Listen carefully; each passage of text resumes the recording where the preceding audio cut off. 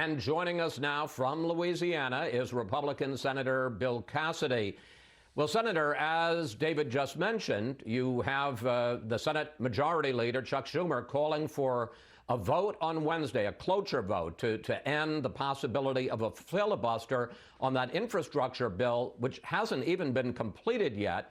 Two questions. First of all, will you vote for cloture on Wednesday? And two, how confident are you that 10 Republicans will vote, which is the number you need, to block a filibuster? How can I vote for cloture when the bill isn't written? Unless you want program failure, unless Senator Schumer doesn't want this to happen, you need a little bit more time to get it right. It can absolutely happen, but you need the pay-fors. Senator Barrasso spoke to that. If we get the pay-fors, we can pass this. That leads to the second issue. We need Senate leadership, Schumer, and the White House to work with us. Right now, I can frankly tell you that they've not. We're competing with their $3.5 trillion plan. They want everything reasonable on their side, not helping us. Again, we can pass this. We just don't need program failure. Okay, I just want to lock this down before I move on to the $3.5 trillion. You're saying that if Chuck Schumer goes ahead and puts a cloture vote to cut off the possibility of filibuster on Wednesday, that it will fail? I just don't know how you have a cloture vote when you don't have the bill written, when you don't have the pay-fors established. And so, if you will, he's asking us to vote on things that they've not cooperated on how we bring it about. So I have to kind of get my mind around how do we vote on something which is not yet written as we try and get it right. We can get it done, but if they refuse to cooperate on the pay-fors, it's not going to pass. They know that. And so, again, how do you vote for cloture on something which is not yet ready? I just don't know how to answer that question, Chris. And briefly, could it be ready by Wednesday? Or are there too many differences and it won't be ready by Wednesday to have a cloture vote? I think it could be ready. Again, we need cooperation from the White House and Schumer on our pay-fors. We've offered pay-fors, Republicans have, good faith pay-fors that both sides agree that are good, and we offer them and the White House takes them and says, no, we want them. We want them for our $3.5 trillion. Now, if you really don't want a bipartisan package, if you want to kind of make the point that Congress doesn't work because you make it so it can't work, then take all our pay-fors. If you want to actually have a bipartisan bill that the American people strongly approve of, then cooperate a little bit. We can get this done. We just need a little help. Okay, let's assume, for the sake of this interview, that you do get a compromise on the pay-fors and on the bipartisan comprehensive infrastructure bill. At the same time that Chuck Schumer is pushing that, on a bipartisan basis, he's also pushing for a $3.5 trillion massive spending program, which he wants to pass on a straight party line vote. Question, can you separate the two, support the bipartisan compromise on infrastructure while you oppose the $3.5 trillion social spending?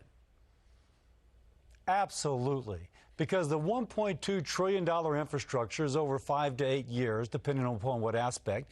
The American people universally want. The spending somewhat on the back end. It won't worsen inflation. It'll create jobs.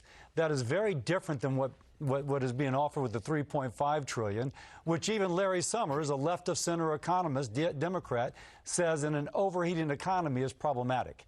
So I think our 1.2 is where the American people want us to be. 3.5 is where the progressive socialist wing of the Democratic Party wants to be. But are you concerned, Senator, that President Biden and the Democrats are using you, that they're going to be able to claim that they worked in a bipartisan fashion, hold a big signing ceremony for the infrastructure bill in the Rose Garden, at the same time that they pass the rest of their agenda on a straight party line vote? You know, all I can do is do what is right, and it's right. The $1.2 trillion is good for the United States of America. It would be bipartisan, representing the interests of all 50 states, not just those represented by Democrats. It actually addresses pent-up demand for roads and bridges in my state, across the nation, and other things important. Now, the $3.5 trillion, if they want to go there on a strict party line vote, fueling inflation, making people more dependent upon the government. They can address that. I'm just trying to take care of the infrastructure that our country needs, that my state needs. So if you add up all of the Biden plans, you had $1.9 trillion for COVID relief, and now you're talking about $1.2 trillion for infrastructure, and then $3.5 trillion for social spending. That adds up. I didn't know that math was going to be included here. That adds up to more than $6 trillion. And Senator Schumer, the Senate Majority Leader, has been very clear about his intentions, which is to transform the American economy. Here he is. It will allow us to pass the most significant legislation to expand support for American families since the era of the New Deal and the Great Society. Now, you say you can separate the two and say, look, I'm for this, I'm against that. Do you think that 10 Republicans, which is what you're going to need to pass bipartisan infrastructure, can separate the two and not feel, well, they're a little bit complicit because they went for this $600 billion in new spending on the infrastructure plan?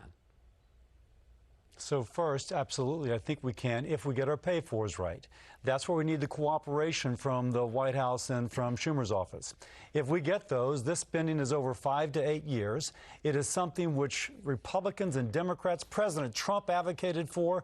I think it's something that we can do.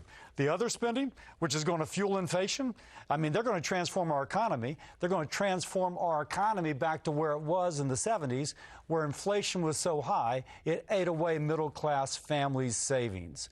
That's what they're trying to do. And so we can separate those. One's good for the United States, one's good for the American people, the other's fueling inflation. I want to switch subjects on you in the minute or so that we have left. Your state of Louisiana is the 5th lowest in vaccination rate. Only 36% of people in your state have been fully vaccinated. You're a medical doctor. Your thoughts about that, about the resistance to the vaccine in Louisiana, and is there anything you can and plan to do about it? A couple things. First, people are surprised when citizens don't trust government, when you have partisan comments coming out of the White House regarding next Jim Crow laws, or people like Senator Schumer in the White House not cooperating on a bipartisan bill. Oh, here we're going to be partisan, but over here you better trust us. That just doesn't work. But I would also argue, as a physician, you need to go back to your healthcare workers. It shouldn't be the president advocating. Again, he's depicting himself as uber partisan. You need to have your doctor, your nurse, your physician's assistants, who's speaking to the patients they normally care for, they see at the PTA meeting, they otherwise communicate. This is good. It saves lives. What I'm doing, I'm trying to educate. Yesterday, one of my former students had a nice video. We're choosing between vaccination or accepting higher rates of death. Put it on my social media today. We're pushing that. That's our choice. You choose either to be vaccinated or to accept a higher rate of unnecessary death. That's the way to communicate, through your physician, your nurse, your PA, etc., not through some uber partisan person who asks us to trust them, except when they're making incredibly partisan statements. Senator Cassidy, thank you. Thanks for joining us. It is always a pleasure to talk with you, sir.